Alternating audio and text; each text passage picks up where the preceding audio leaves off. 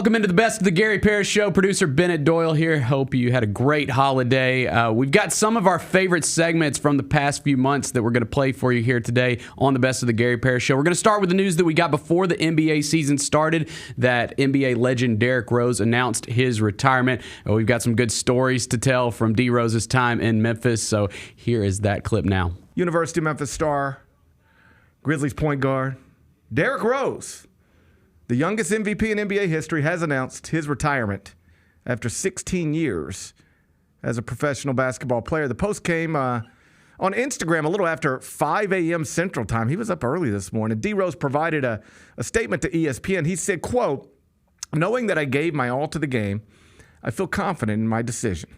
Basketball was just the beginning for me. Now it's important that I give all to my family. They deserve that." End quote. It's a development that comes, obviously, just 3 days after the 35-year-old was released from his contract with Memphis, where he appeared in 24 games in a reduced role last season. So his career did not end with a bang. Almost none of them do.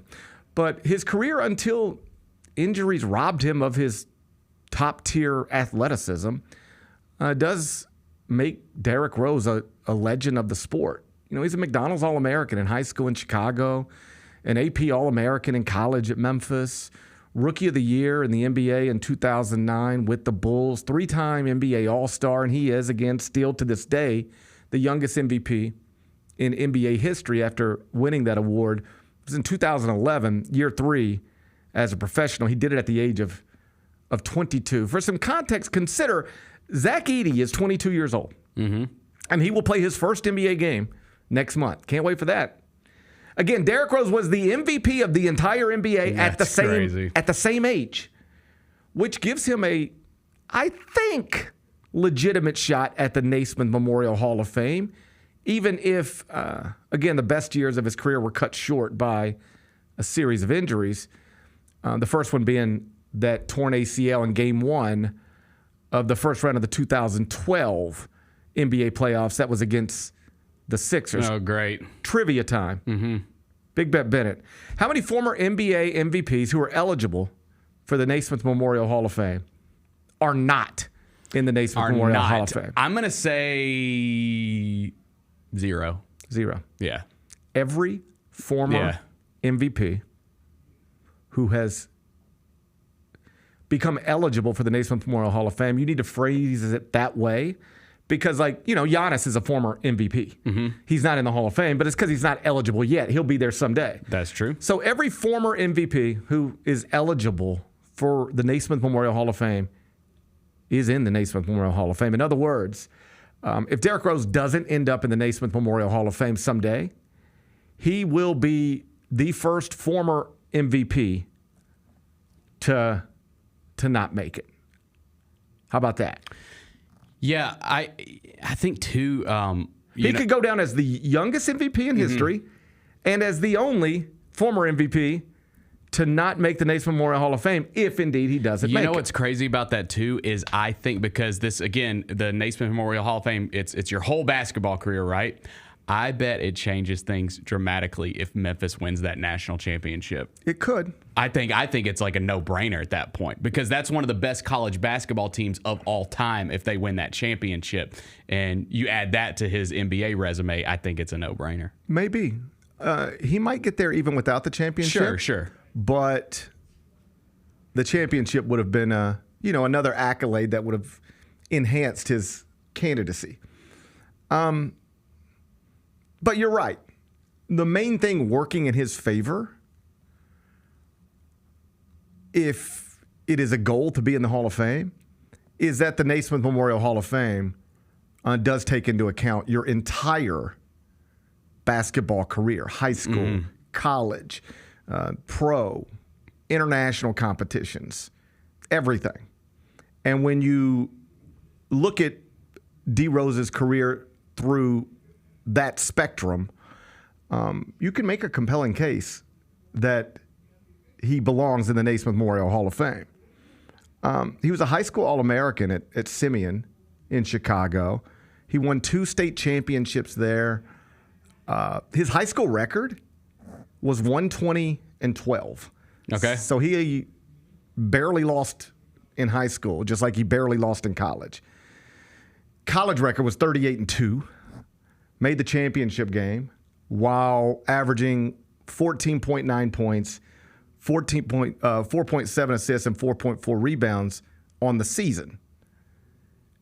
But then came the run through the NCAA tournament, and that's when he really took it to another level. As the story was told to me, because you got to remember, Derrick was quiet, introverted, young, and joining a Memphis program that had come off back-to-back Elite Eights and was returning 4 starters. Many of them 3, 4, even more than that years older than Derrick Rose. So he was pretty comfortable just fitting in for the most part during much of that regular season. He was not their best player. Chris Douglas-Roberts was their best player. He was not their leading scorer. Chris Douglas-Roberts was the leading scorer. He was not a first-team All-American. CDR was the first-team All-American. Derrick was, I believe, third-team AP All-American. But as the story goes, as it was told to me, at some point after Derrick, I didn't realize this till I went back and looked at it this morning, was held to single digits in points in 3 of his final 4 games heading into the NCAA tournament that year.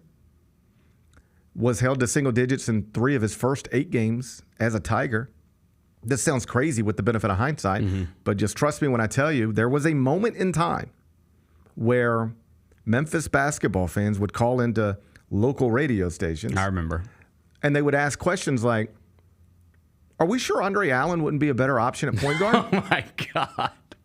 I don't say that to get you to laugh at Andre Allen.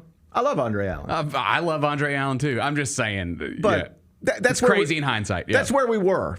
There was a moment in time where that happened. What I just described happened. And as the story goes, as it was told to me, the Memphis staff, obviously led by John Calipari, at some point go to Derrick Rose and they say, it's time to stop deferring.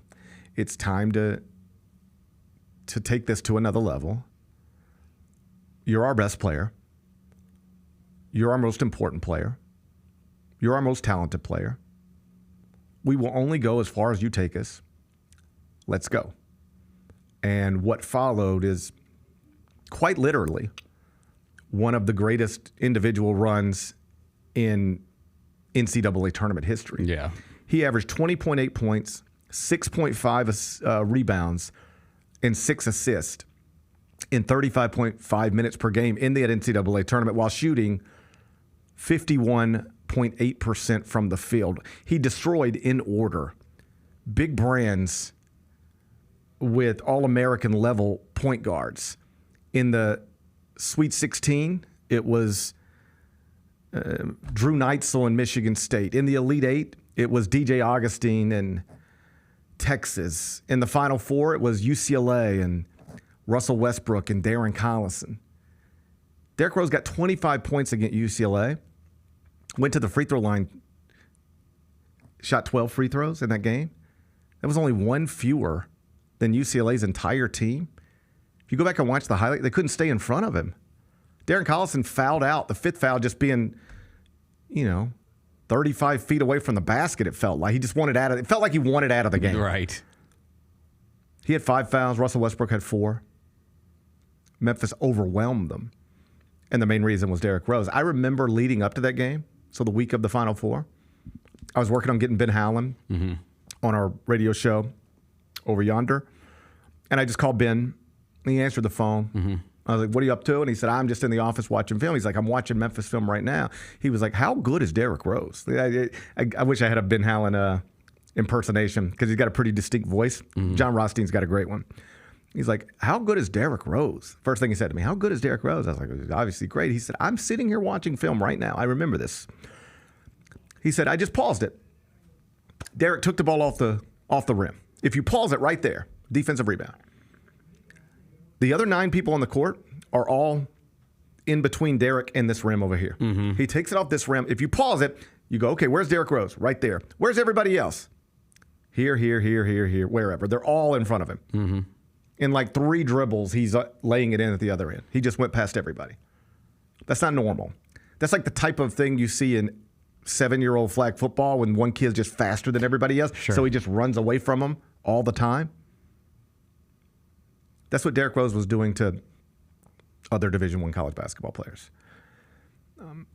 Ben Howland was blown away by it on film and then got blown away by it in person. I went back and read the AP story this morning from that game, and it's all about Derrick Rose.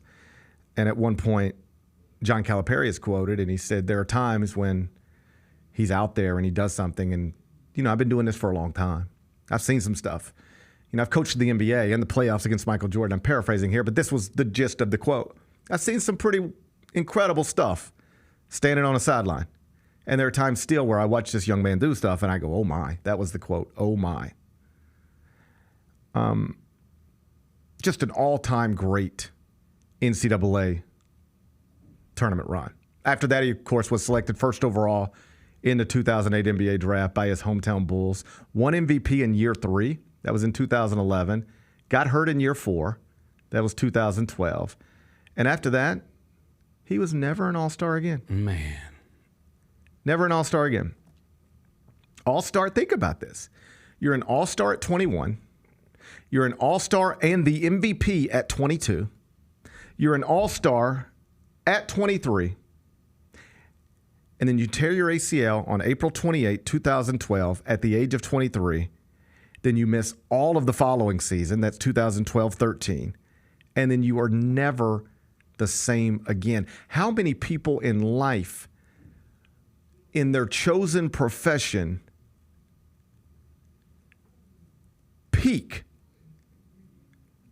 at 23 and then have no real hope of ever getting back to that? For any reason, in this case because of injuries. That's not a normal thing. To reach that level of accomplishment at such an early age, MVP of the NBA at 22, and then what if I tell you, imagine you sit Derrick Rose down on the day he accepts the MVP award at the age of 22, and you say, congratulations, I got something to tell you. Next year, you'll be an All-Star again for the 3rd time in a row. And after that, it's over. You'll never be an All-Star. What? I'm just the MVP. Yeah, you'll never be an All-Star again after next year. Injuries are going to rob you of a lot of your ability. He averaged 25 points, 7.7 assists, and 4.1 rebounds for a 62-win team that secured the number 1 seed in the Eastern Conference playoffs in that MVP season in 2011. And after the torn ACL, he never sniffed anything close to that again, which obviously is just sad. Yeah. And kind of crazy when you think about it, that the 2 most talented basketball players who have ever worn a Tigers jersey, I think most of us would agree that's Penny Hardaway and Derrick Rose, both had their careers diminished by injuries. They are 2 of the biggest what-if athletes in the history of basketball, and they both played collegiately at Memphis. Without injuries, both are no doubt Hall of Famers. No question. At this point, Penny seems unlikely to get there, but Derrick might really have a chance, mostly because of that Most Valuable Player award that he won at the age of 22. Either way, here's the good news. He doesn't seem consumed with it the way you might think somebody might be.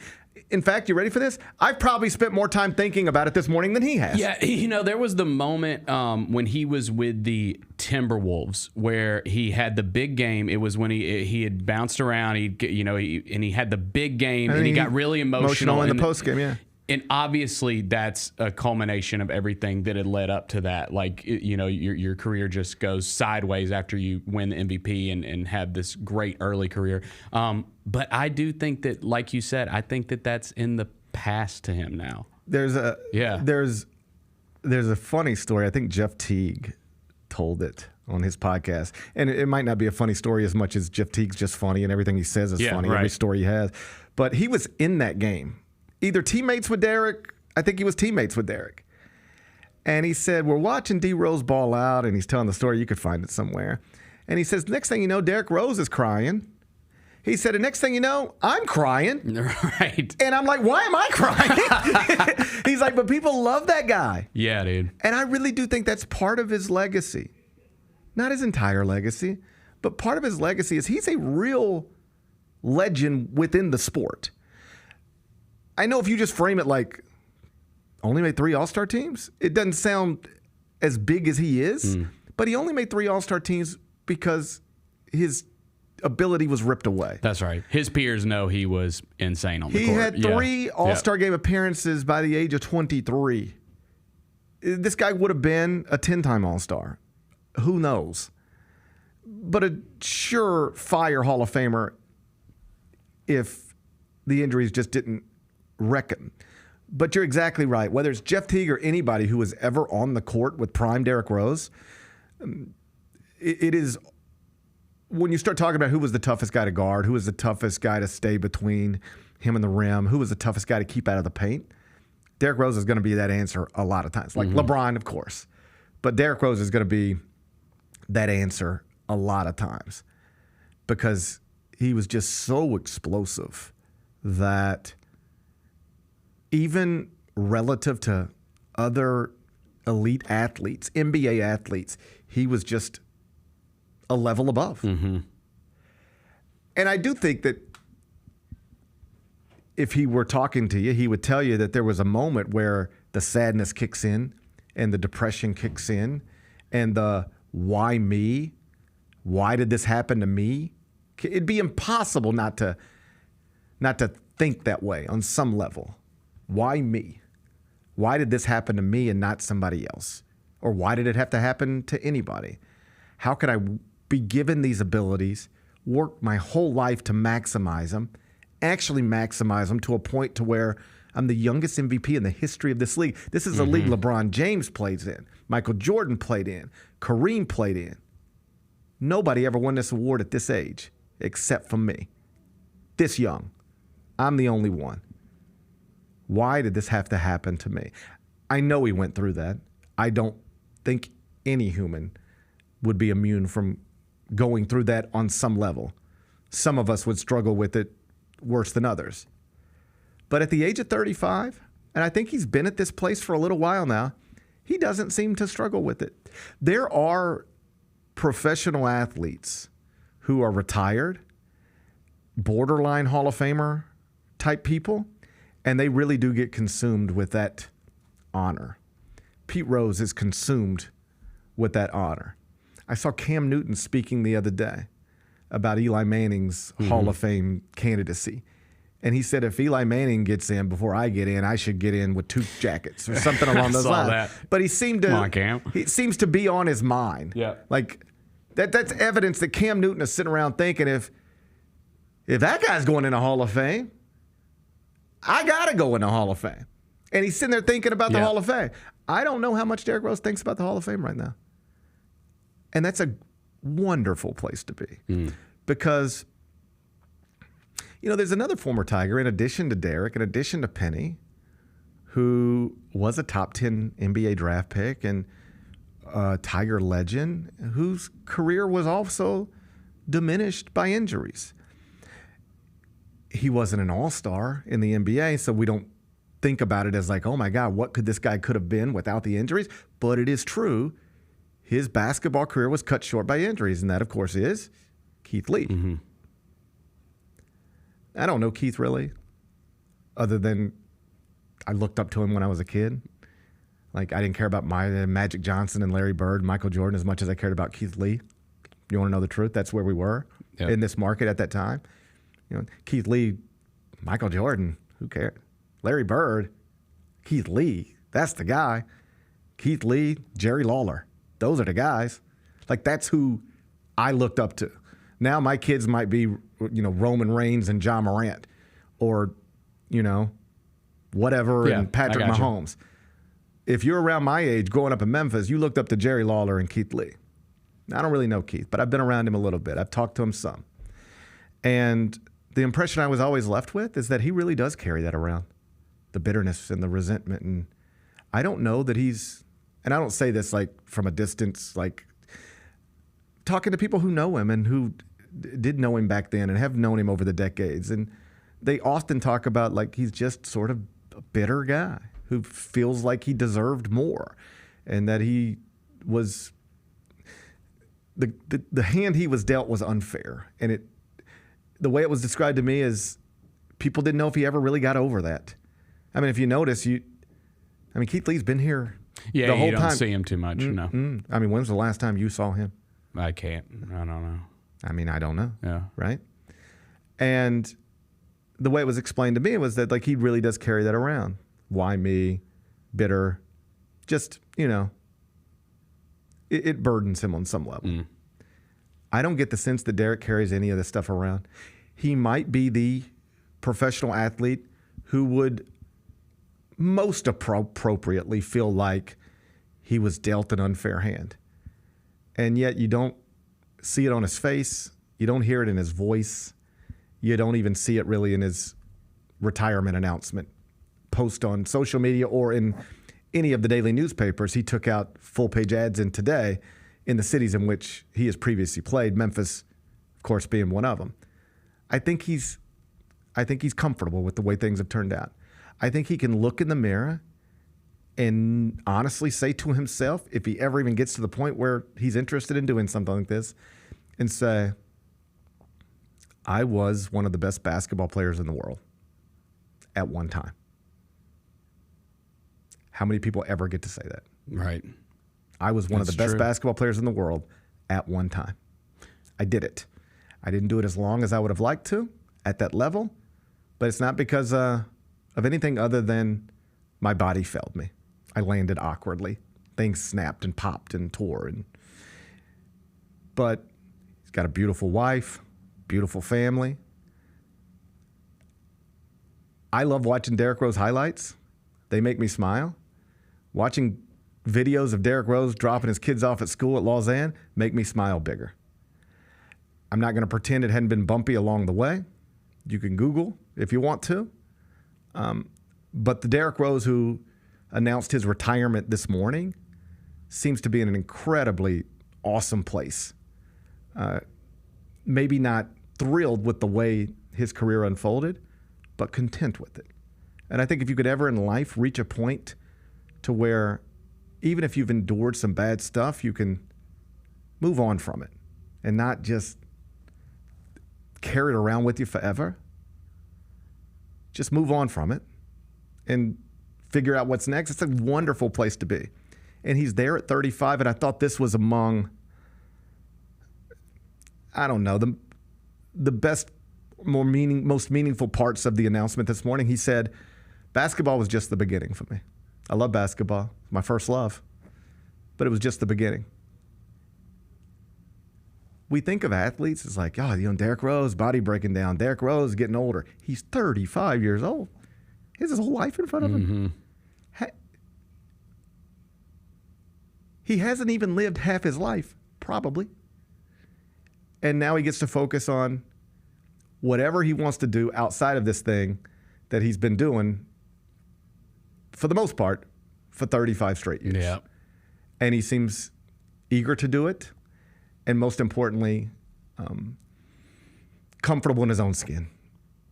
I guess that's maybe the best part. He seems very comfortable with who he is, what he's done, and how everything's unfolded. And that's, I look at that and you just start contrasting it with the 16-year-old I first met on the recruiting trail who was quiet and introverted and coming from a rough place. I mean, you can be as talented as basketball as you want to be, but sometimes it can be hard to make it out of this place where you're from. The list of players who never even make it out of his neighborhood or neighborhoods like his is pretty long. So to not only maximize your basketball potential until injuries robbed it, but to, in many ways, like break a generational cycle of poverty, of a lot of stuff that goes on in communities where he was raised. Like, you can't overstate how differently Derrick Rose's children are being raised relative to the way Derrick Rose was being raised. And that perhaps is the most important thing he's done, is broken a cycle. So when I look at him, I don't get caught up on too much about the diminished version of him as an athlete, as a player, as a guy we saw in street clothes more often than we saw in uniforms recently. I just go, man, from the age of 16, look where this 16-year-old was. Forget basketball. Look where this 16-year-old was. Look where he lived. Look who was raising him. Look what he was surrounded by. And now look at where he is at the age of 35. Those are dramatically different places. If you can ever go from here to here in a, span of less than 2 decades, that's a pretty amazing accomplishment, regardless of how many points you score and assists you dish out. That's a wonderful career. More than that, that's an unbelievable life. So when I look at Derrick Rose, I can give you all the bullet points, all the accolades. It's right there on the Wikipedia page. What I'm most proud of is somebody who knew this guy when he was quite literally a kid, to watch him go from that to the guy who now announces his retirement from basketball in front of a chessboard with some pretty meaningful and thoughtful words. When he was much younger, I don't know that he could have put those words together, could have had that type of thoughtful announcement. But he's grown up a lot, matured a lot, developed incredibly. And as a fellow Memphis alum, I look at that guy and just go, I'm just proud he's become what he's become. And I look forward to seeing what's next for him. Be back in a second. Welcome back to the Gary Parrish Show. Bennett Doyle here, and GP talked to Memphis High School legend Parrish London leading into the Hoops for St. Jude Classic here at FedEx Forum recently. He told his story about his journey with his son and their time spent at St. Jude. Great interview. Here's Parrish London with Gary Parrish. The person who pops into my head is Parrish London, because Parrish is one of the most celebrated high school basketball players the city's ever produced, and also the father of a young man who has been a St. Jude patient. Parrish London in studio now.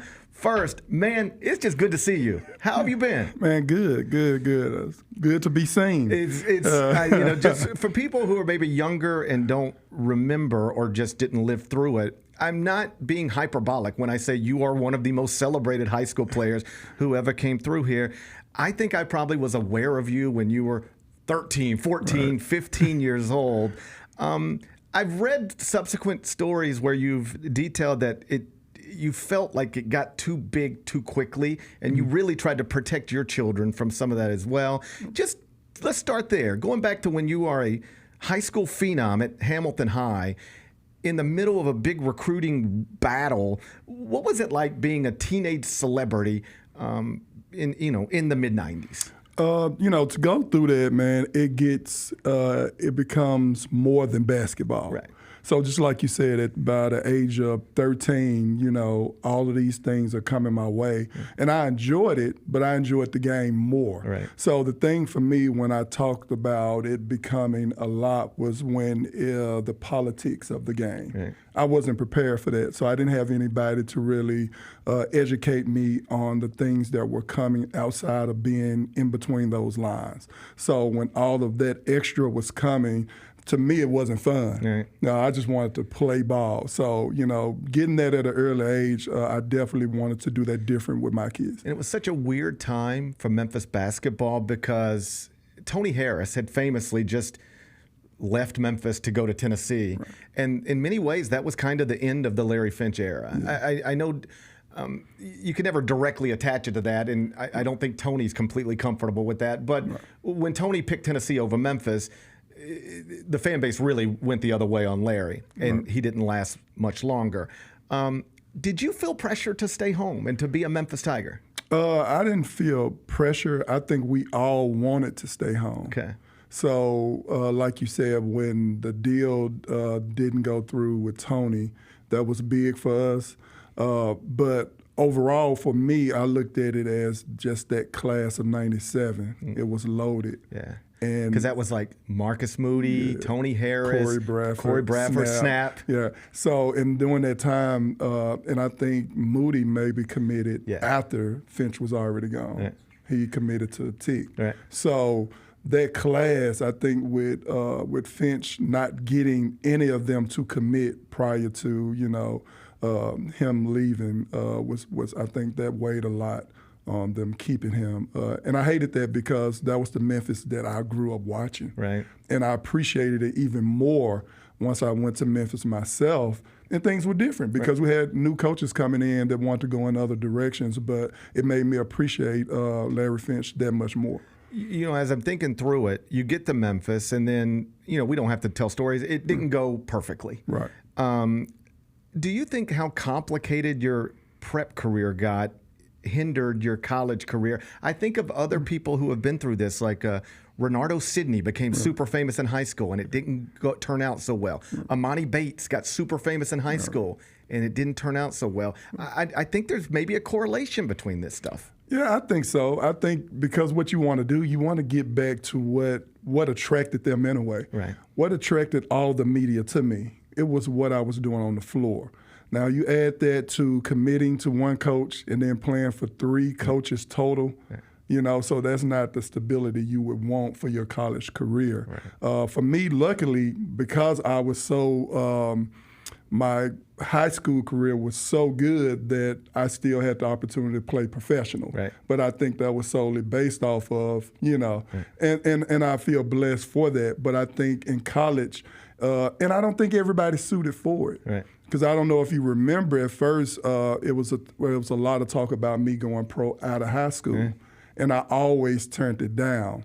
So I don't think everybody's absolutely suited for the college game, too. I think, that's a big thing. When did you first realize that you were famous in your hometown at a very young age? Again, I can remember, the name Paris London was an important name in this city for years as you were, just getting through Hamilton High School. When did you realize, anywhere you went in Memphis, people knew who you were? Just that, when you're going around and they know you. Right. This is such a big hoop town, the love you get for simply being good at this game, So it was that. And it was also just the recognitions from my teammates. Right. It was so competitive back then that every level I was making the top team, being a part of the top team, in the starting lineup, being a big reason why we were successful. So getting that approval from my teammates was really, really huge for me. So you wrap up your college career, you wrap up your professional career, and then life starts happening. Right. And then we look up, and we probably have more in common than we had when we were both students at the University of Memphis. We're both fathers now. We both have children. And at some point, I went back and read the story that Zach McMillan did at the Commercial Appeal on you and Nicholas. And as I'm reading it, I'm reminded everything was fine until it wasn't. Right. He was like his father, a flourishing basketball prospect and getting invited to camps. And as the story goes, he gets invited to the Chris Paul camp, which is a huge deal. Right. I was just talking to Matt Painter at Purdue, and he was upset because he couldn't get his All-American point guard, Braden Smith, into a Chris Paul camp. Right. Your son was there. And you notice that he's not moving the way he normally moves. He's not running the way he normally runs. And you actually told him, we're taking this basketball and setting it over here until we figure out what's going on. Yeah. And then I want you to take me to that day.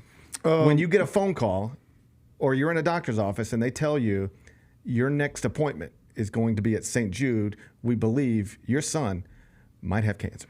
I'll never forget it, and we had went maybe a month or so of watching his gameplay go down. And for me, like we talked about before, my biggest thing was protecting my kids, and still is, because I have one coming up now that's, I think is really good. Right. So that attention is coming, but I'm big on protecting them. I was doing the same thing with Nicholas, and then when we let our guards down and we started letting them play and go on the circuit, there was 2 events where I was looking in the hustle and all those things wasn't where it was supposed to be. Right. He's a big kid. He was about 6'6" then. He's about 6'7", 6'8" now. He wasn't rebounding. He could always shoot, had a natural good touch, and that's all he was doing. So at the Chris Paul camp, we would go there. Chuck Lawson, those guys were there. So he had games where I would leave, go back to the hotel because I wasn't seeing what I need to see, and I didn't want to be a distraction, as the dad that's not approving what he's seeing. So Chuck would call me and say, hey, Nicholas just hit 10 threes. Oh, wow. So I'm like, yeah, he can shoot with his eyes closed, though. Something's not right. So we got through it. That's pretty much what went on to Chris Paul. So when we got home, what actually got him to the doctors, myself and my wife, we were going out on a date, and we were talking about Nicholas' effort. And she had to stop and tell me, she was like, hey, he's not a complainer. He's been complaining. Right. Something's not right. I said, I tell you what, put the ball down. He's not touching the basketball. Take him to the pediatrician. Let's see what's up. Right. I was at work at Hamilton. At this point, I was working at Hamilton. And she went to take Nicholas to the pediatrician, and she seen it right then, which is rare. With our experience with St. Jude, we've talked with other patients who've went to 5 or 6 doctors and didn't get this thing, diagnosed. So she seen it, she ran the test again, and from there, she called St. Jude, and my wife called me and told me that we're headed to St. Jude. And of course, the only thing I could think about, well, number one, my world was just shocked, because I was never thinking we was going to hear that, but that's how that happened. Our pediatrician did a great job. She seen it. She double-checked it. She said, this looks like something that, you guys need to go to St. Jude. And let's not leave people in suspense. Let's fast forward to present day. Nicholas is doing great. Doing really good. Right. Doing good. He was really sensitive to the treatment, which is a good thing. Right. So that helped with, getting rid of the cancer. And to this day, he's still cancer-free. He's a student. He does music. He tried to get back to basketball, but because he was so sensitive to the treatment, which saved his life, it also affected things as an athlete that he just didn't feel the same. So he ended up receiving his college scholarship and everything, but he got to school and decided he didn't want to pursue it, any further. I imagine, because this same thing happened to a family just a few houses down from me within the past couple of years. Like a little guy he's friends with my little guys, and there's swimming in the backyard, and he's fine. And 2 weeks later, he's at St. Jude. Yeah. And it was the same thing. He just didn't feel well. Something wasn't right. They start running the test, and it leads them there. He is also doing well. Yeah. And it's sort of an interesting dynamic, because when you hear that, as a father, it terrifies me. Right. It breaks my heart, just the idea of it.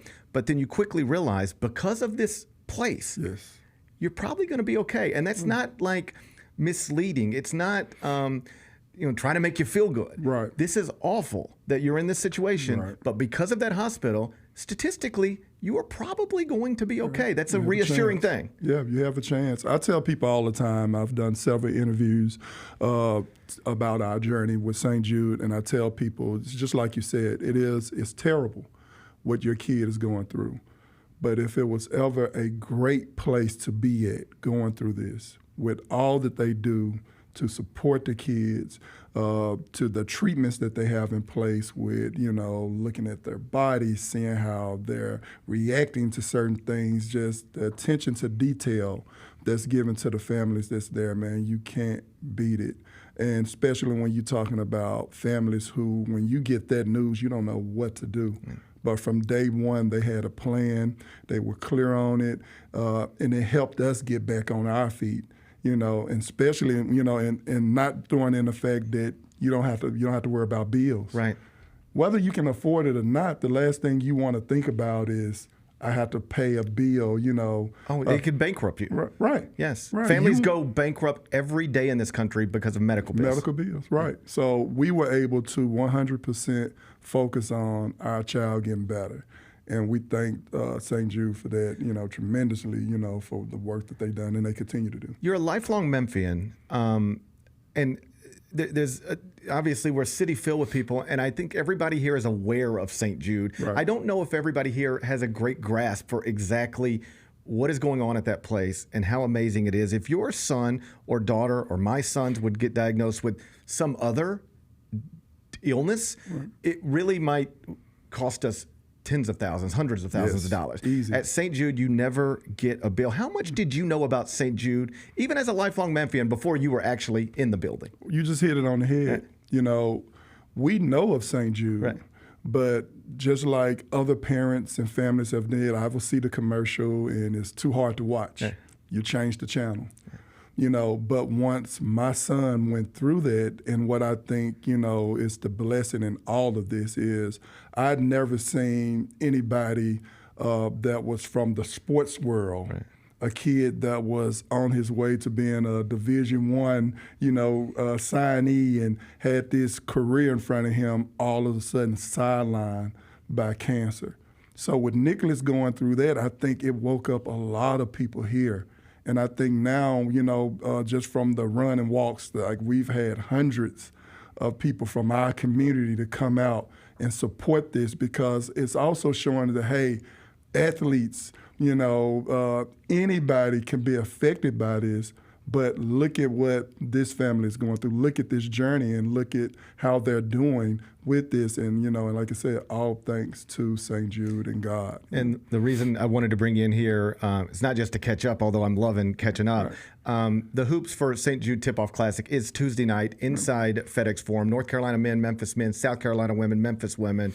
All proceeds are going to benefit that hospital that helped save your son's life. We don't have to lie to each other. We're trying to make this a big deal. We want people to support this because it could turn into something bigger. Just as a father of somebody who has relied on that hospital, just would you recognize a basketball game featuring your alma mater is designed to raise money for this hospital? What message would you have for Tiger fans who are on the fence about going or not, about the importance of getting in that building, not just to support a basketball program we all care about, but to do something nice for this amazing hospital downtown? Right. What better combination could you put together than St. Jude and the Memphis Tigers with Penny Hardaway at the head? Yeah. If it was ever a Memphian who cared more about Memphis, I think you would have to go to who? Larry Finch. Yeah. When you're talking about the Tigers and basketball and what he's done for this city and how he feel about the city, what Penny is doing there is bigger than basketball. What St. Jude is doing, you partner them together, my message to fans would be, it's not a better event to support than what we're doing here. We used to do events for Nicholas on the high school level, and Penny supported that. Yeah. He supported our family throughout the process when we were going through the fight. He supported countless families around the city of Memphis. So, and he's doing things with St. Jude every year. Nicholas has talked with the Tigers. I think he's scheduled to talk with them again. Yeah. It's not a better fit you can put together than this. Some things are just magic. Right. For me, it's just magic to have the Tigers, to have St. Jude, to have this come together, and I know it's going to be big. I know we're going to have great support, and I'm beforehand, I'm thanking everybody, because I know that Memphis is going to come up, turn out, show out. I think it's going to be great. Again, it's the Hoops for St. Jude Tip-Off Classic. Tickets are available right now, Ticketmaster.com, but you can get there through the St. Jude website. You can get there through the Grizzlies website, FedEx Forum website. Again, the easiest place, Ticketmaster.com. Before I get you out of here, just update people on what is going on in Paris London's life right now. We all knew everything you did when you were 15, 16 years old. I think people are less familiar with what's going on now. How's Paris London doing? Man, I enjoy being normal. Right. So once I came from overseas and I was done playing, man, I just went into a shell. It wasn't negative. I just enjoyed being normal. So right now, I train my kids. My son, Parrish London III, P3, is doing really good. How old he's is just he? in the 8th grade, 14. So he's hit the national scene with people recruiting him. So I'm just enjoying being a family man. My daughter, 12 years old, she's ranked number 1 and number 2 in the state in tennis. So I train her. So my job now is working for a great organization, Tennis Memphis. So I'm working in tennis. You're in tennis. Paris London is in tennis. It's amazing what your babies will have you doing, man. So I love it. So I'm supporting her. She's doing really good. So now, my job now is tennis and tutoring. So we're mentoring and we're teaching tennis. Man, that makes me happy. That makes me smile so big. Hey, listen, it's so good to catch up with you. Like I said, I hadn't seen you in a long time, but I used to love seeing you and covering your games First at Hamilton, then at Memphis. It's just awesome to see your face. Thank you you, look man. great. I'm proud of you. Thank you. For Thank becoming you. the man that you've become. Appreciate it. Hey, it's good to see you. Yes, sir. Welcome back to the Gary Parrish Show. Bennett Doyle here, and one of our favorite segments on the show is 5 More Things, and we put together some of our favorite 5 things from the past few months. Here are those now. Number 3. Fandango. I love that name. Fandango. Mm-hmm. They published a survey. Yeah. They asked theater goers, thousands. Yes. What films are you most looking forward to in the year 2025? It's right around the corner, Bennett. That's right. Yeah, we're getting 2020 these end of the year, looking into next year kind of list. I love a good list. I like lists. We're in list season. Bennett, I create a list every morning. Yeah, lists are great. Okay? You don't have to tell me about lists. I'm a list creator every morning. Yep. Okay. I like a list myself. When you sent me this morning, this is the most Bennett Doyle 5 more things we could find. Mm-hmm. I stopped myself before I opened it, and I said, what movies am I looking forward to in 2025? Okay. And I couldn't think of You anything. couldn't think of one movie, could you? I'm not looking forward to anything. Is it because you just don't know what's coming out? I don't have any idea about anything. Yeah, I I don't got know you. nothing. I don't know what's good. I don't know what's coming. I don't know nothing about nothing. Help me. Before I get into this, what would you say is the best movie you saw this year? I don't You know? watch a lot of movies anymore. I watch know. shows all the time. Yeah. I'm constantly like, there is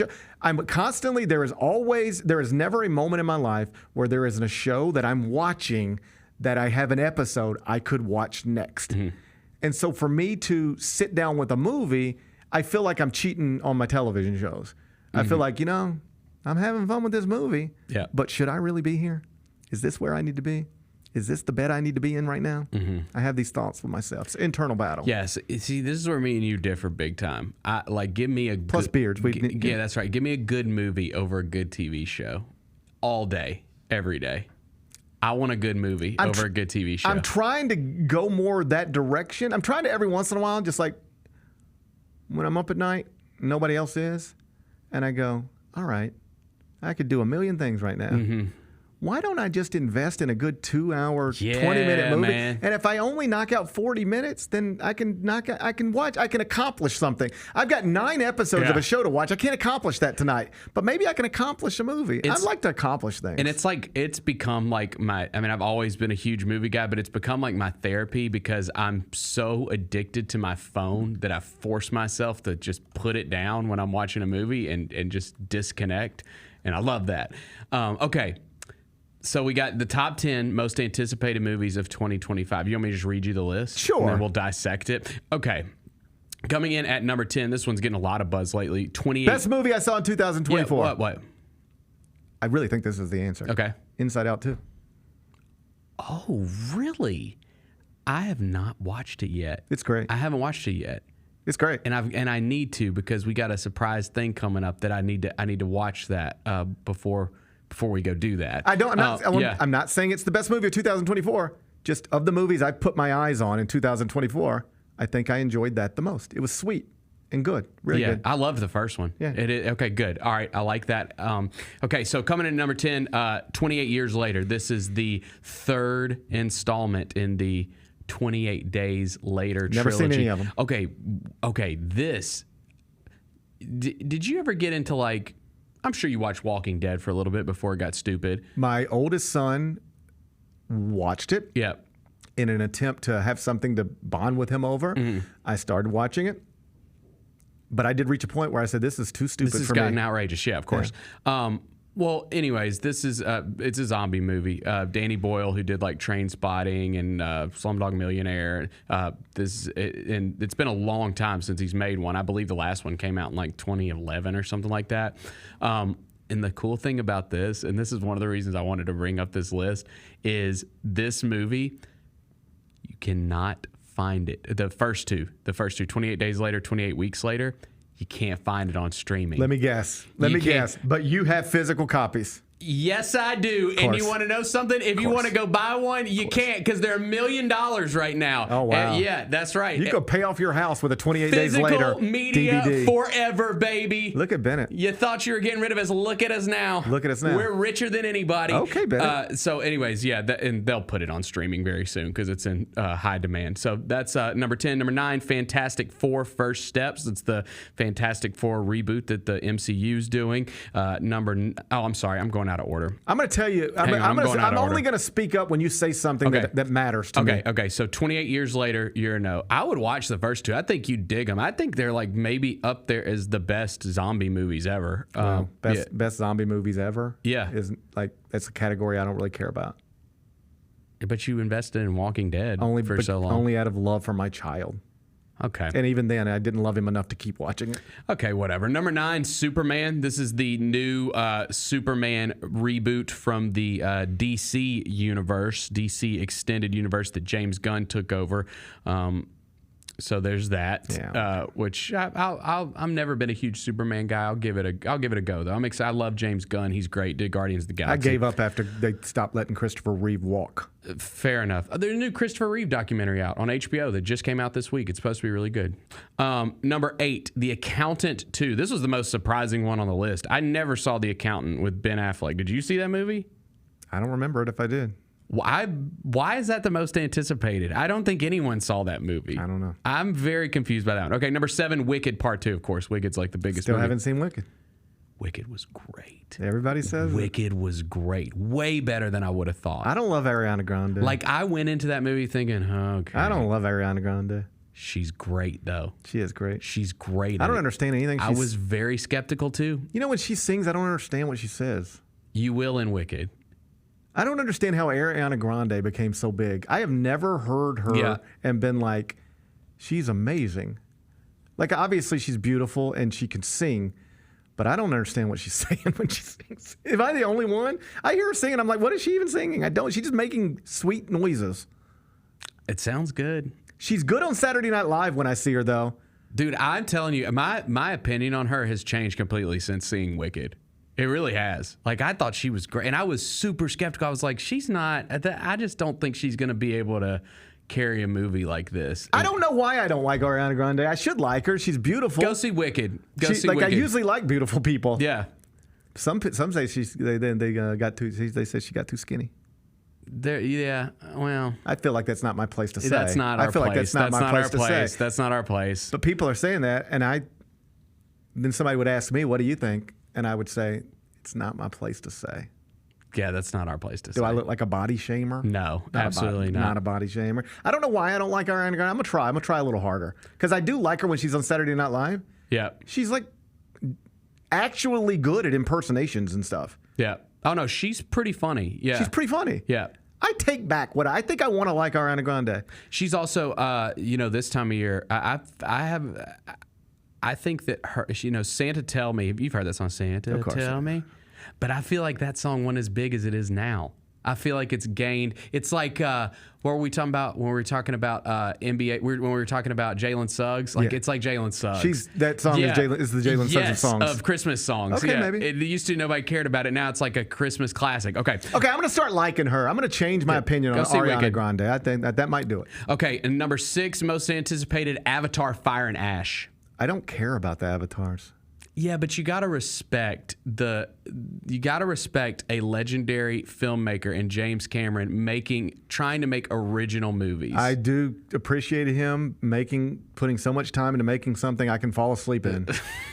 Congratulations. Look forward to sleeping. Have you ever seen the Avatar movies? I've seen the first one and didn't want to see the second one. Had no interest whatsoever. The first one was good.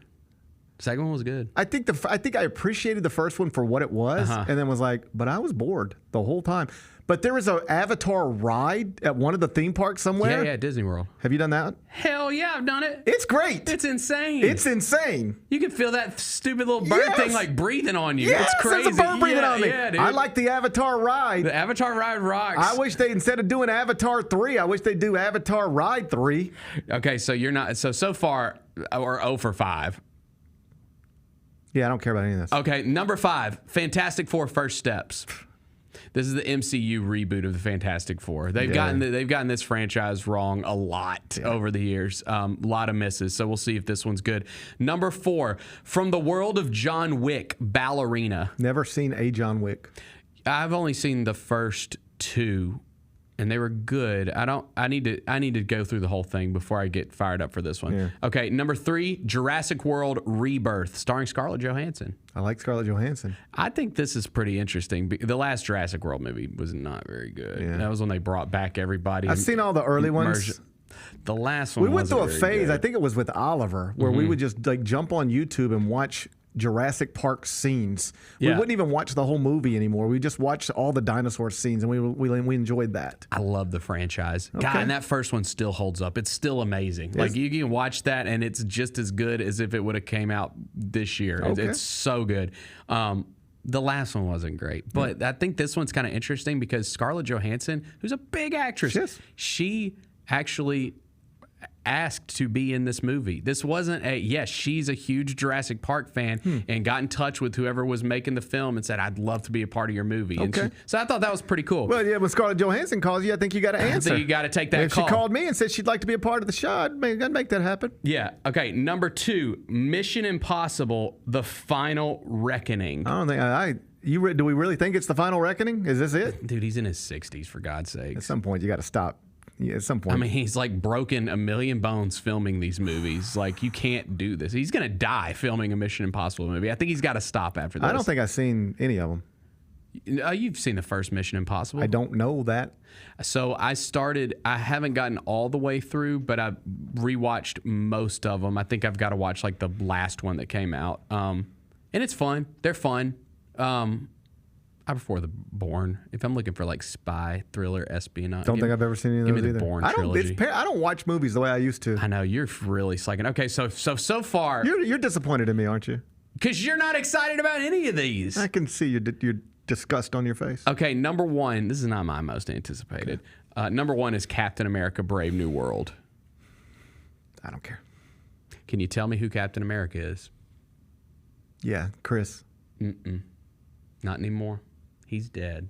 Chris died? He died. Yeah. Spoiler alert. Oh, man. Yeah, he's gone.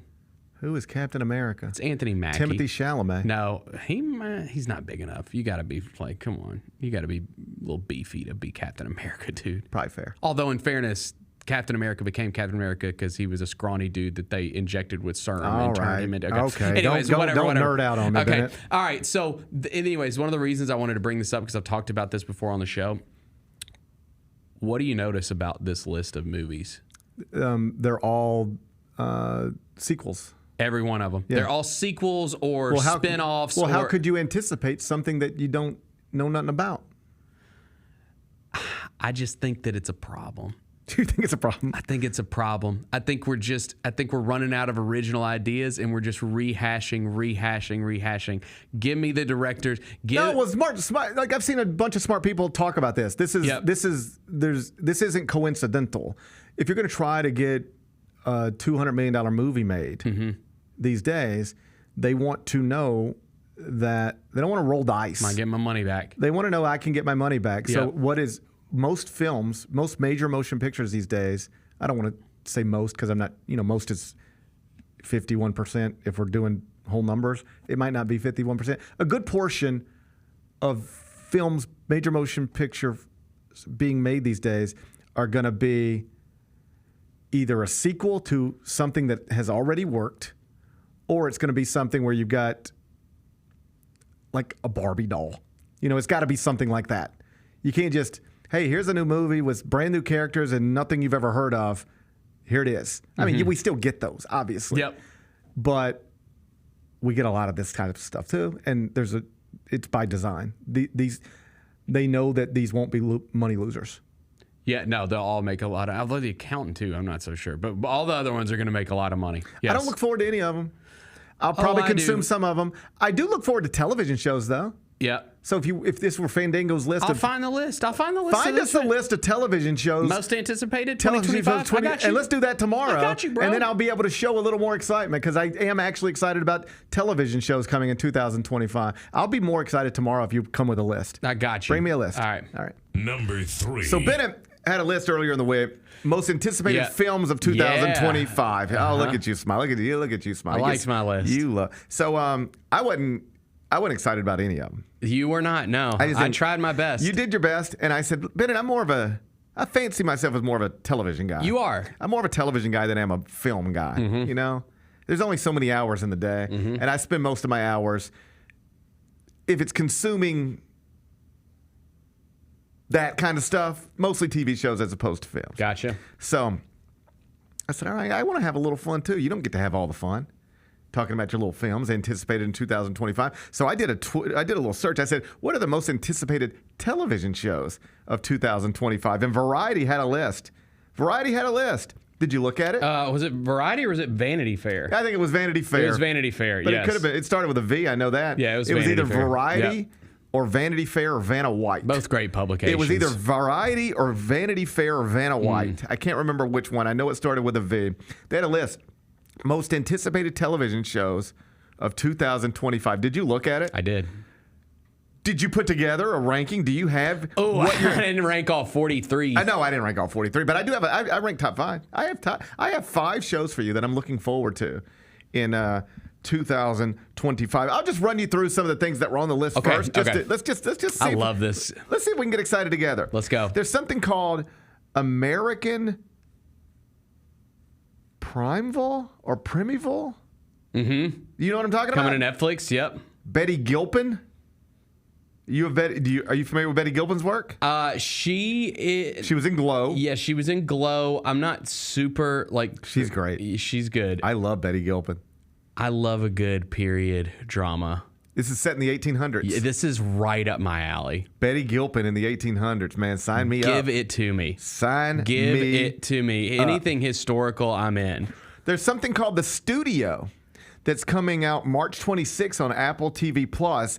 Stars Seth Rogen, Catherine O'Hara, Ike Barinholtz, Charlize Theron, Bryan Cranston. It's supposed to be a Hollywood satire. That sounds interesting, doesn't it? Dude, that's going to be awesome. I bet that's that cast awesome. is insane. Cast is insane.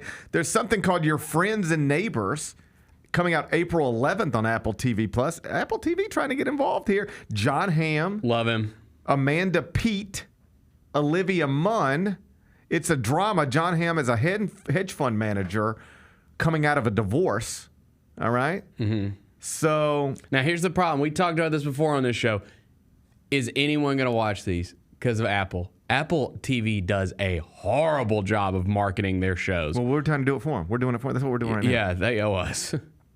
I think they owe us. Yeah, because they have the best. Everybody says the best shows are on Apple TV. Nobody's ever seen any of them. I see some of them, Bennett. I know you do, I but I'm see some of telling them. you, nobody else does. Well, we're going to try to change that, Bennett. Okay. We're going to try to change that.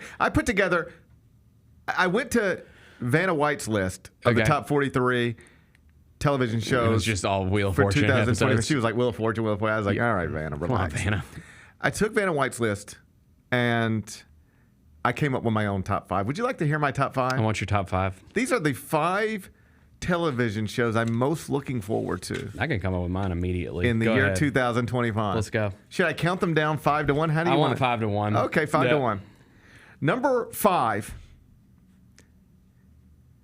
It's a yet to be named television show, but it is considered a follow-up to The Office. Oh, yeah, I saw this.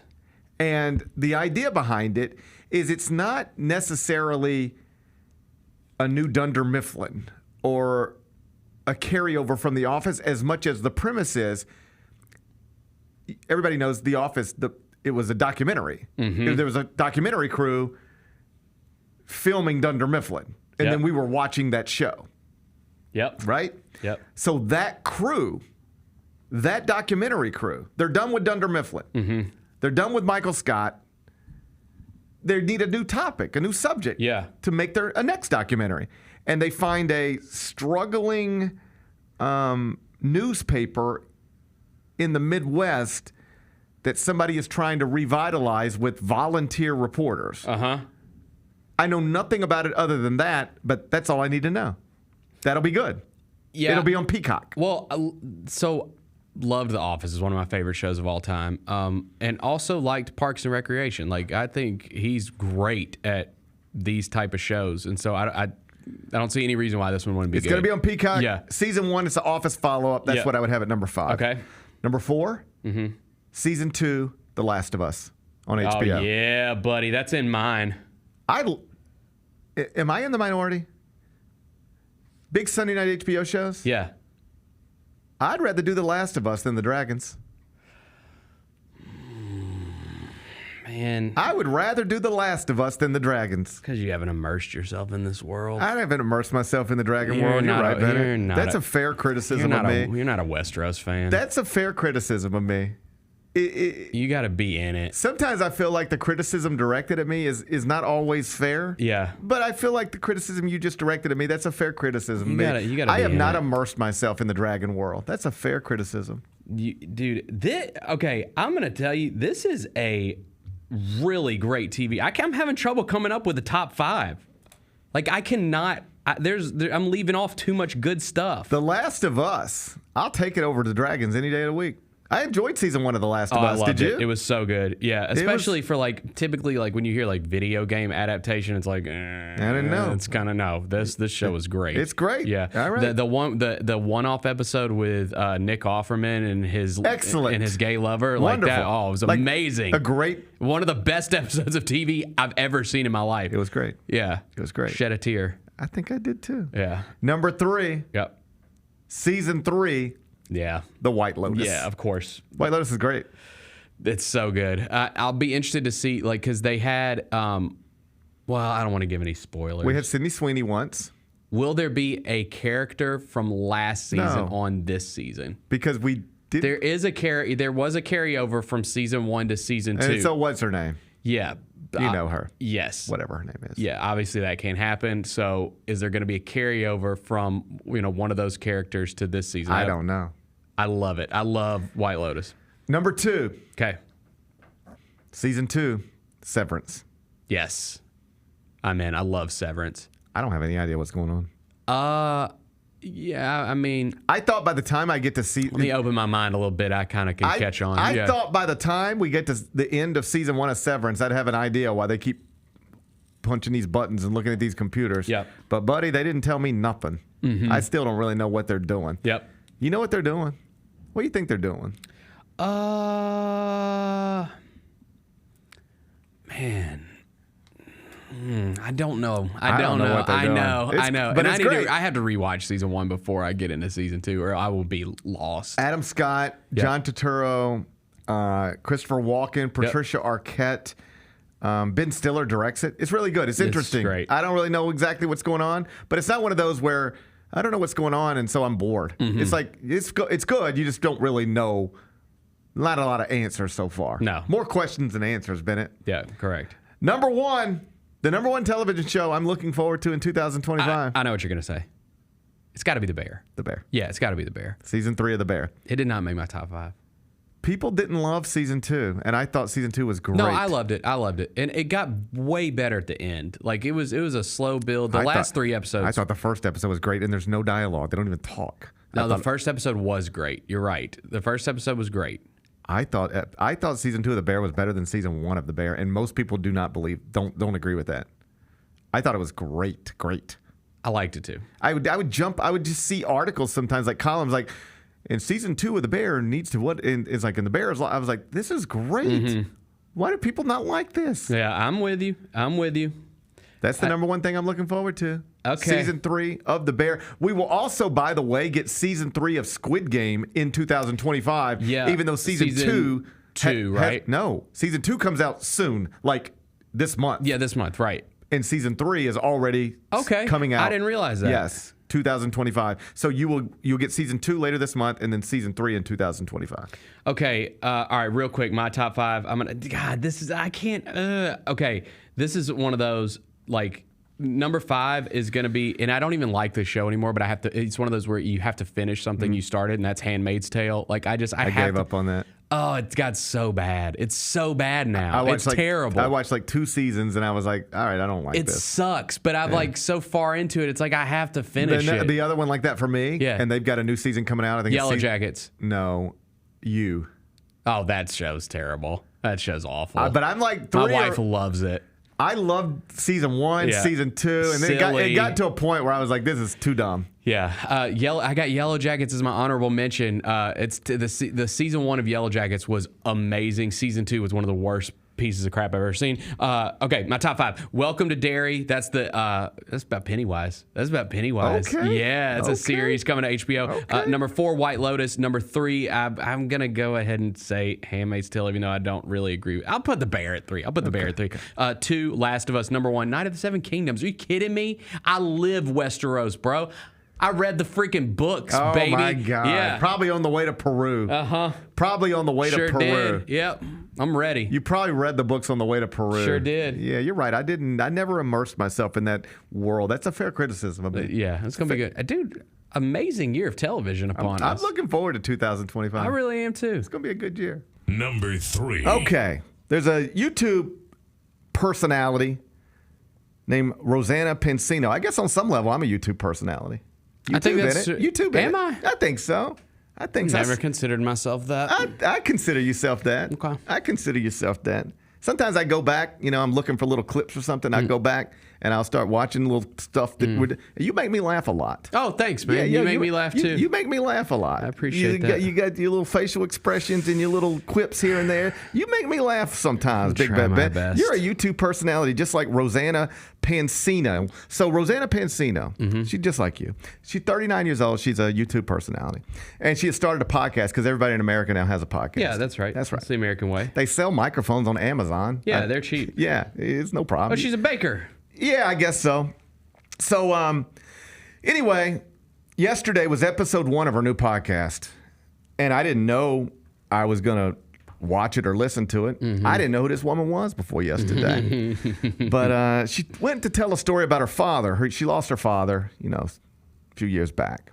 And she said her father's final wishes, she's telling the story, final wishes, she said was he wanted her and her mother and her sister to take his ashes. He'd be cremated, his body cremated.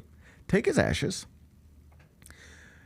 mix them with a marijuana plant. Yes. Grow a marijuana plant in part with his ashes, and then let's smoke it. Smoke me.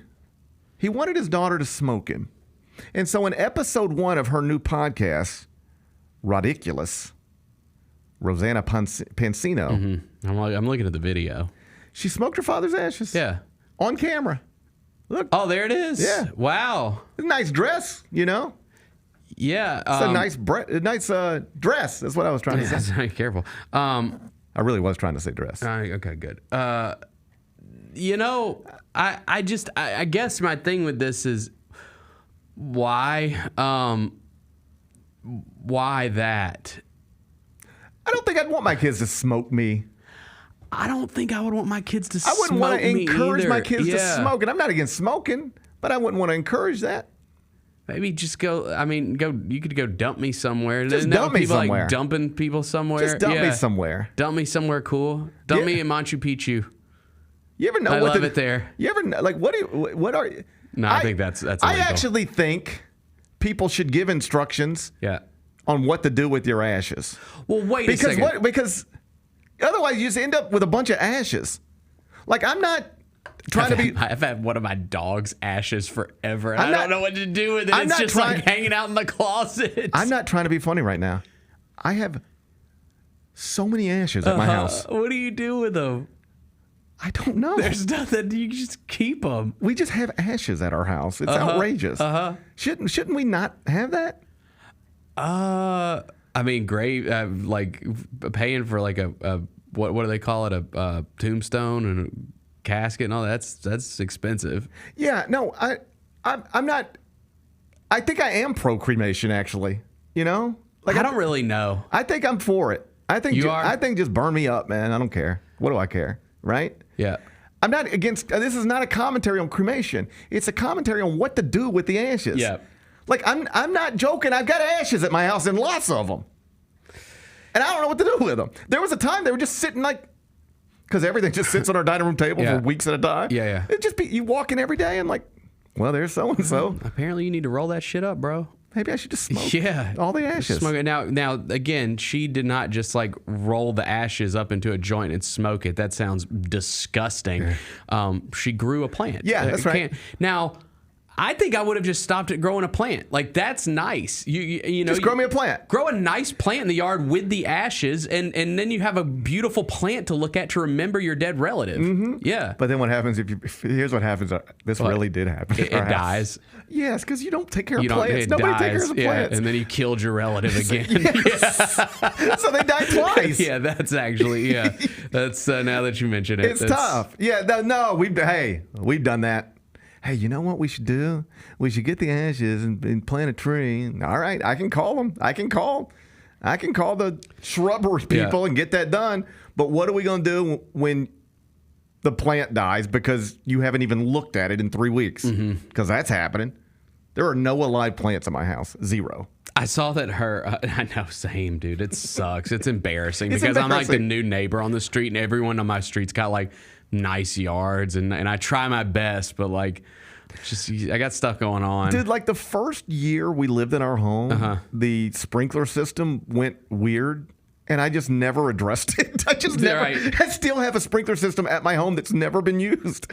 I could just call somebody to figure it out. I'm going to do that before next summer. I'm going to try to have plants again. Listen, dude, when we bought our house, you say that. I tried this. I mean, dude, I just got into a new house this year, and the whole time I was like, this yard's gonna look immaculate. My neighbors are gonna be like, this is a great neighbor right here. This is great. And like by like the end of summer, everything was like crispy and dying. No, like my yard's fine because we have lawn service. Like, they do that. But like when I bought my house, there was literally a rose garden. Mm-hmm. Okay. How long do you think that lasted? Yeah. Like 4 months. But my house came with a rose garden.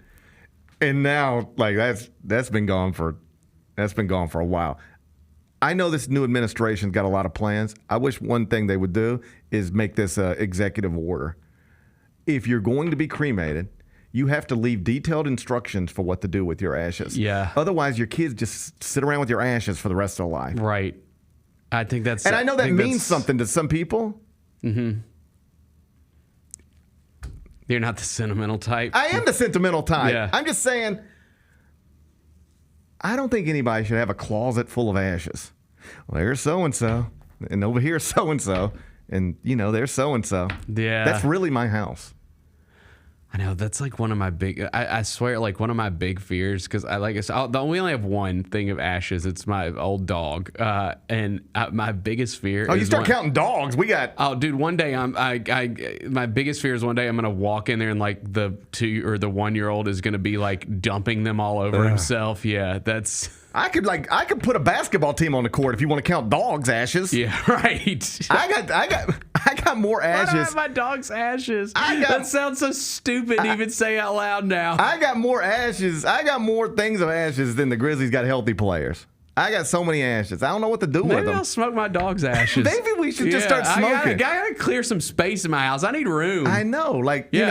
I got a growing shoe collection. Yeah. Can't have ashes taking up all the space in my closet. She does look cool smoking though. Yeah, it's a nice dress. Yeah, like I was fully prepared when I saw this headline to make fun and joke.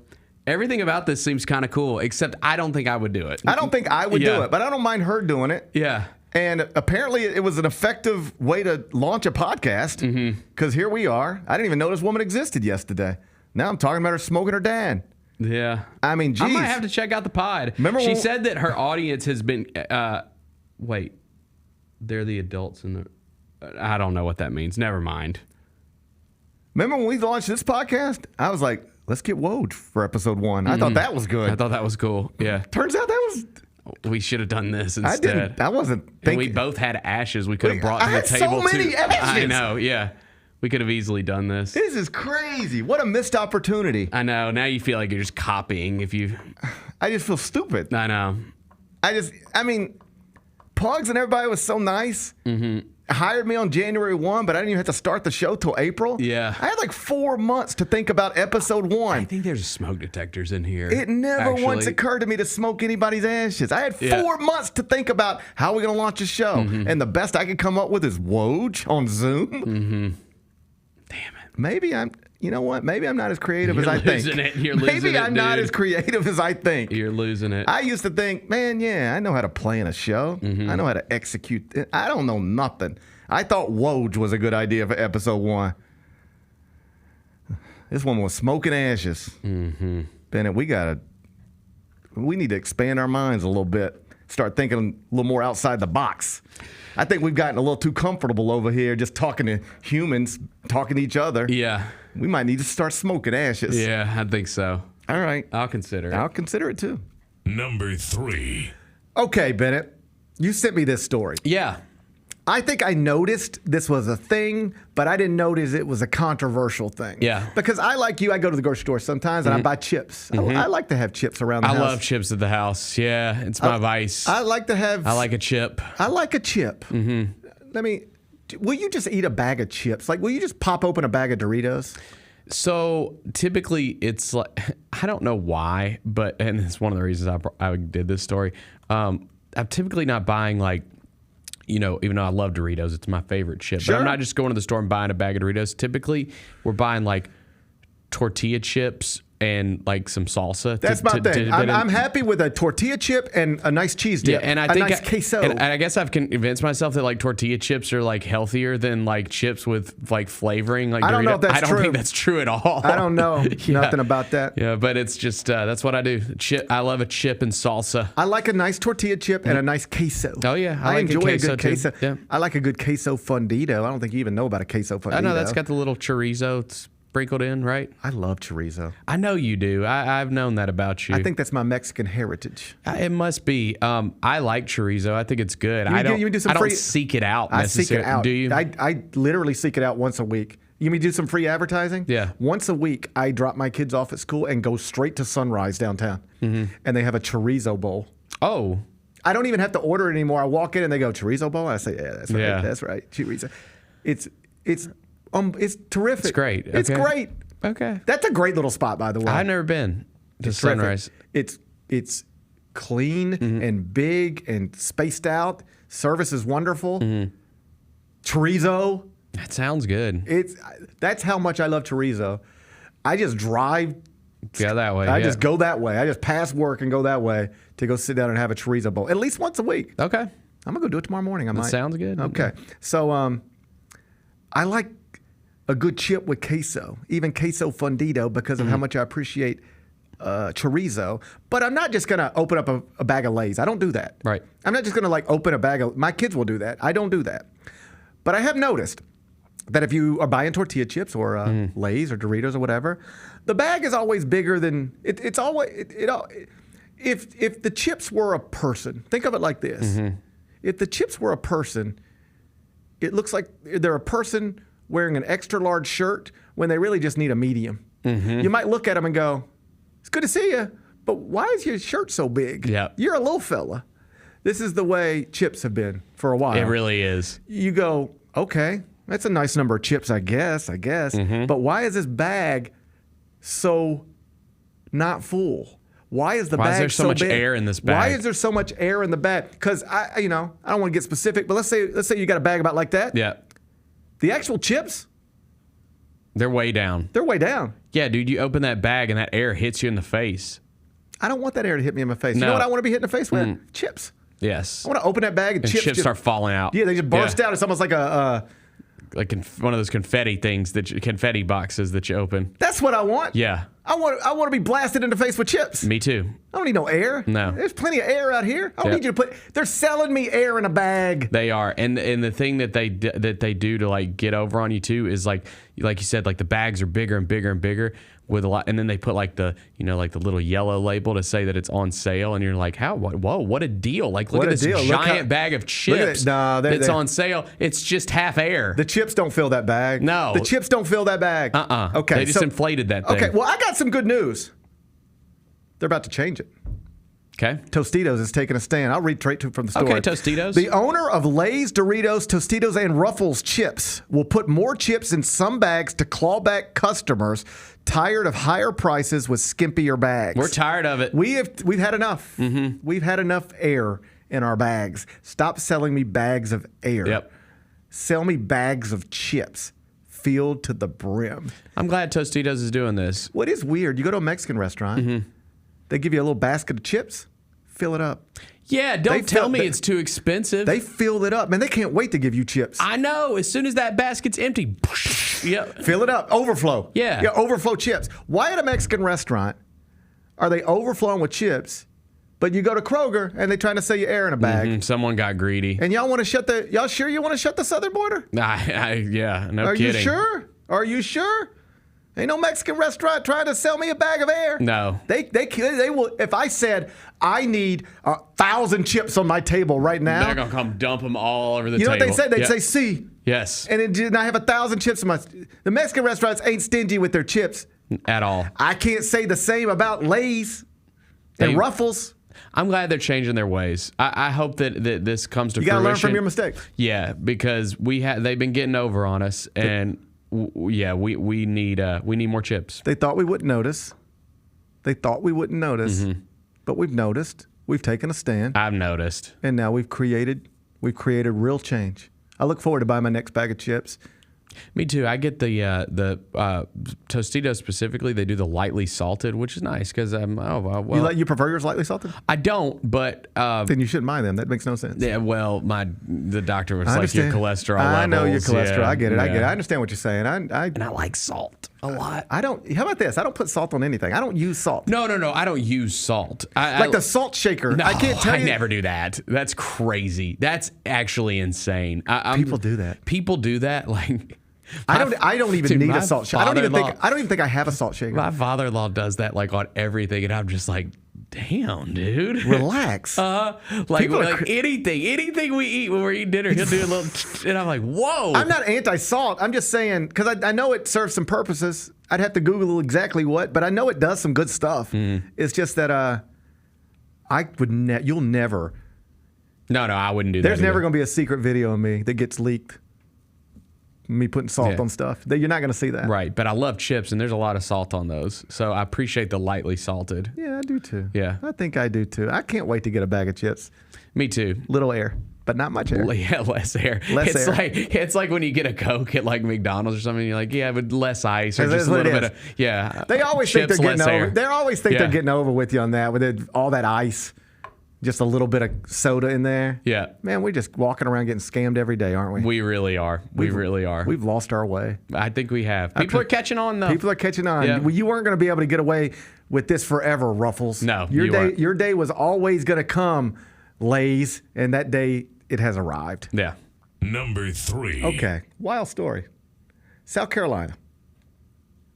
Man's on death row. Okay. His name's Richard Moore. He's 59, and he's been sentenced to death after being convicted of murder in the 1999 shooting of a store clerk in Spartanburg County, South Carolina. And so now here we are. All the appeals are gone, exhausted. It's time to kill this man. Okay. How you feel about the death penalty? Do you like it? I'm not anti. I think I'm anti. Are you anti? I think I'm anti-death penalty. I mean, I will say, like, I just putting aside like the morality of it all. I think there's like if someone killed a loved one of mine or something like that, I think I would feel more satisfied knowing if they were just like suffering in prison the rest of their life than just getting the easy way out. Yeah. I don't know. I don't know Maybe either. that's where I'm at. Yeah, I don't. I want to be clear. I don't have a problem with killing a bad person. You know, like hey, we've got undeniable proof this guy raped 7 children. Okay, kill him. It's fine with me. I don't care. I'm just anti-death penalty because I think we kill innocent people sometimes. I'd rather let 10 guilty people live than kill one innocent person. That's what I subscribe to. Okay. Does that make me a great person? I don't know. Feels like it makes me great. I'm not anti-death penalty. I'm not anti-terrible people being killed, but I am anti-death penalty just because I think sometimes innocent people get caught up in the death penalty. That's fair. All right. That's fair. All right. This fella here, I can't speak to it. I don't know nothing about it. We don't know what's going on with him. All I know is that he's out of time, and they killing this buddy next week. All right? So guess what he has to do? Pick. How he's going to die? Yes. They That's give you three weird. options, like a multiple choice. Weird. I thought that I thought that states just had like, this state does lethal injection. I South figured Carolina- everybody just did lethal injection. South Carolina's like Burger King. You can have it your way. Okay. How What are the options besides lethal injection? Three options. Okay. Three options. All right. One is lethal injection. All right? You can just say, give me the lethal injection. They'll inject you, okay. and then it's over with. All Let me right? write this down. Yeah, you're going to need to take notes. Okay. Okay. Lethal injection. All right. The second one is the electric chair. They still have those? Yes. They tested it last year. They've had it since 1918. It was installed in 1912, and they still have it. First off, should you have anything from 1912? No. Other than like Gramming, if she's still kicking? I feel like. And even Let me then, hear the other I option. don't think you should have anything from 1912, including your grandmother. If your grandmother or great grandmother is still alive and she was born in 1912, it's time. It's time to go. It's time to go. Party's over. All right, party's over. So I submit you shouldn't have anything from 1912, Okay. including an electric chair. But that's option 2. Option 1 is a lethal injection. Okay. Option 2 is the electric chair. Option 3, firing squad. I knew you were going to say that. And do you know how they do it? How? Okay. Firing squad. Here's the way they do it. Yeah. They take 3 people. First off, they put a target on your heart. They put a target on your heart. They don't just tell them to shoot you. They say shoot the target, but they put the target on your heart. And it's 3 people. They're 15 feet from you. They've all got guns, and they're pointed at your heart, and then they say go. And you get 3 bullets in your heart. Yeah. Those are your options. What do you do? Okay. Let me think on this. I'm going to say. I'm just going to stick with what I know, and that's lethal injection. I think it's the easiest one.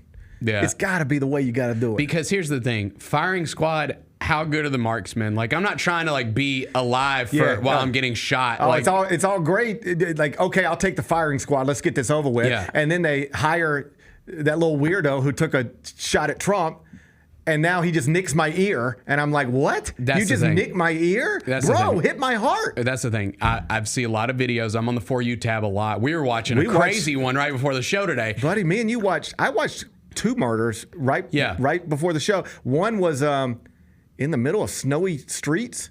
I believe it was Buffalo. I believe that happened in Buffalo. It was just That's neighbors, a famous one. It was neighbors arguing, and then the guy was just like, I've had enough of this conversation. Pop, pop. Yeah. Put 2 more in this woman's head. She's laying there in the street like that. Watch that one. And then there was one in Chicago a couple days ago. Buddy, like a cashier at a restaurant, was just like, I've had enough of this. Pop. And then this other fellow over here, he's just eating his food. Like, Yeah. but I just do you too. That's the problem with firing squad is in your head, you're just like, oh man, you get shot and you're dead, right? It's not always the case. It's not always the case. It's not always the case. I watched that woman in Buffalo. She took 2 in the head and she was still like moving around. Yeah, a little bit. That's the thing. I don't like firing squads out. I think firing squad's out. Electric Now- chair sounds insane. Electric chair sounds insane, but at the same time, that's like you'd always. It's pretty legendary. Like it's. It would be legendary. Would you want Has people to see anyone it? ever done the electric chair in any like? Well, when yeah. was the last time the electric chair was done? It must have been. Well, they've had it since 1912. Yeah, but they haven't When used it. was These people are the choosing last lethal time injection. somebody died in an electric chair? Okay. Let's see what's going on here. Okay, Abigail says that if he doesn't choose, that it is electric chair by default. That's insane. That is insane. Bro, I'm choosing then. You can't put me in an electric chair. Imagine just being put in an electric chair. Just the feeling, yeah. Just like, hey, I'm like in a horror movie. February 20th, 2020, Nicholas Todd Sutton. We've had to reach an electric chair. Yeah, in Tennessee. Wow. They did him in Tennessee.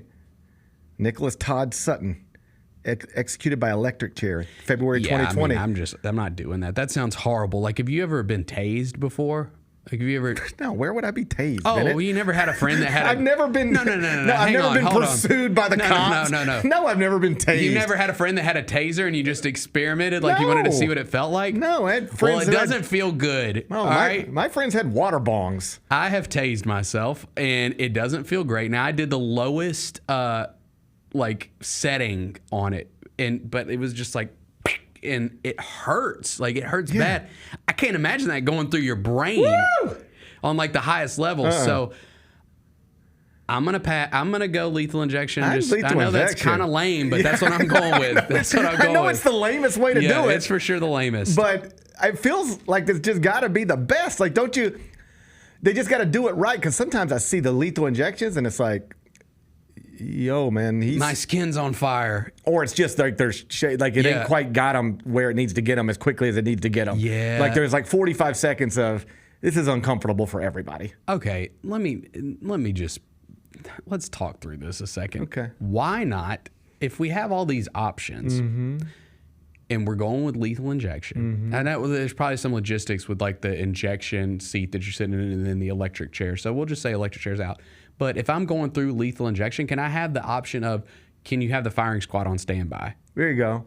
Like if my skin starts burning and I'm not going to sleep, then just like let's bring out the firing squad. How about this? Yeah. Lethal inject me, but also have a fella standing here with a gun right here. Yeah. And then like let's try to do it this way. But if you see me going, this sucks and I'm still alive, then just boom, just doobie like that. Yeah. Like you see, remember what's the Flower Moon movie? Killers of the Flower Moon. I watched that. Yeah. Took me 3 years, but I got to it.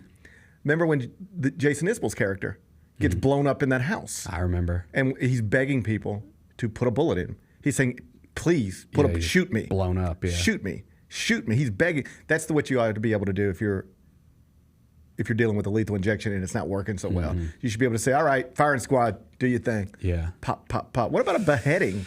Why can't we just chop somebody's head off like the good old days? No, that's other people have to see that. I don't know. What would you rather see? Like I'm about to send you a video. I say, hey Bennett, I got 3 videos for you. One is a man in an electric chair. One is a firing squad. One is a beheading. We're just going to chop his head off. Which one would you rather see? Which one would you least like to see? I feel like I've seen all 3. I've seen all 3. I think I've seen all 3. I don't think I've seen a good electric chair video. Are they out there? I think there's electric chair videos out there. Send me I feel one like I've seen an electric chair video. Send it my way. I wouldn't mind checking that out. I feel like an electric chair video. I wouldn't mind looking at that once everybody goes to sleep at night. Okay. All right. Anyway, so lethal injection's the way. Yeah. I hope I hope this guy makes a good choice. And also, I just hope he makes a good choice. He's clearly had a life of making poor choices. It appears. That's how you end up. Seems that way. Hard to end up on death row without making a poor choice somewhere, you know? Right. All right? I hope he makes a better choice this time. Lethal injection's the way to go.